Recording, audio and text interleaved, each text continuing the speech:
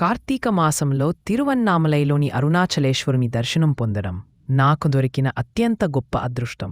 మహాదేవుడు స్వయంగా జ్యోతిరూపంలో వెలిగిపోతూ అరుణాచల పర్వతంపై అనుగ్రహధారలు కురిపిస్తాడు.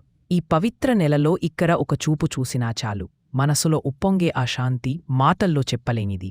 ఇక్కడ కనిపించే గోపురాలు, శతాబ్దాలుగా నిలిచిన ఆ దేవాలయ వైభవం, ప్రతి రాయిలో శివతత్వమే నిక్షిప్తమై ఉంటుంది. అరుణాచలం గోపురాన్ని ఒక్కసారి పైకి చూసినప్పుడే మన హృదయం ప్రశాంతమవుతుంది.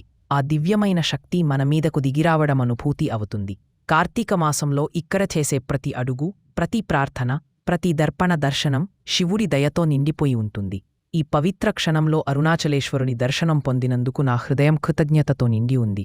అరుణాచల శివ, నా జీవితంలో వెలుగుని నింపుము, నడిపించుము. ఇక్కడ గాలిలోనైనా, వెలుతురులోనైనా, పర్వత నీడలోనైనా శివుని ఉనికి స్పష్టంగా అనిపిస్తుంది. ఈ దర్శనం నాకు భక్తిని, విశ్వాసాన్ని, మనసుకు అపారమైన శాంతిని ఇచ్చింది. కార్తీక మాసంలో అరుణాచలం దర్శనం నిజంగా జీవితం మొత్తానికి గుర్తుండే అనుభవం. హరహర మహాదేవ్, అరుణాచలేశ్వరా శరణం. చున్నా.